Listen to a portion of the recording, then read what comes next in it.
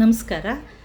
ಇಂದಿನ ವಿಷಯ ಏನು ಅಂತಂದರೆ, ನಮ್ಮ ದುಃಖಕ್ಕೆ ನಿಜವಾದ ಕಾರಣ ಏನು?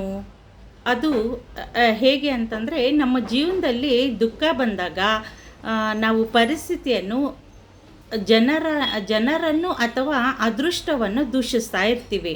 ಆದರೆ ಭಗವದ್ಗೀತೆ ಒಂದು ಅದ್ಭುತ ಸತ್ಯನ ಹೇಳುತ್ತೆ. ಘಟನೆಗಳು ನಮ್ಮ ದುಃಖಕ್ಕೆ ಕಾರಣ ಅಲ್ಲ. ಆ ಘಟನೆಗಳ ಬಗ್ಗೆ ನಮ್ಮ ಮನಸ್ಸನ್ನು ಮಾಡುವ ವ್ಯಾಖ್ಯಾನವೇ ದುಃಖಕ್ಕೆ ಒಂದು ಕಾರಣ. ಒಂದೇ ಘಟನೆಗೆ ಒಂದು ವ್ಯಕ್ತಿ ಕುಗ್ಗಿಬಿಡ್ತಾನೆ, ಮತ್ತೊಬ್ಬ ಅದನ್ನೇ ಒಂದು ಪಾಠವಾಗಿ ತೆಗೆದುಕೊಂಡು ಮುಂದೆ ಹೋಗ್ತಾನೆ. ಅಂದರೆ ಸಮಸ್ಯೆ ಹೊರಗಡೆ ಎಲ್ಲೂ ಇಲ್ಲ, ನಮ್ಮ ಒಂದು ದೃಷ್ಟಿಕೋನದಲ್ಲಿ ಇದೆ.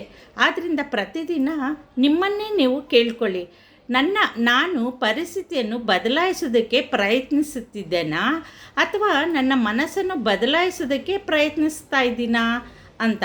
ಮನಸ್ಸು ಬದಲಾದರೆ ಜಗತ್ತೇ ಬದಲಾದಂತೆ ಕಾಣುತ್ತೆ. ಭಗವದ್ಗೀತೆ ನಮಗೆ ಕಲಿಸುವ ಇದೇ ಒಂದು ಹೊರಗಿನ ಪ್ರಪಂಚವನ್ನು ಗೆಲ್ಲುವ ಮೊದಲು ಒಳಗಿನ ಮನಸ್ಸನ್ನು ಗೆಲ್ಲಬೇಕು. ಧನ್ಯವಾದಗಳು. ಕೃಷ್ಣಾರ್ಪಣಮಸ್ತು.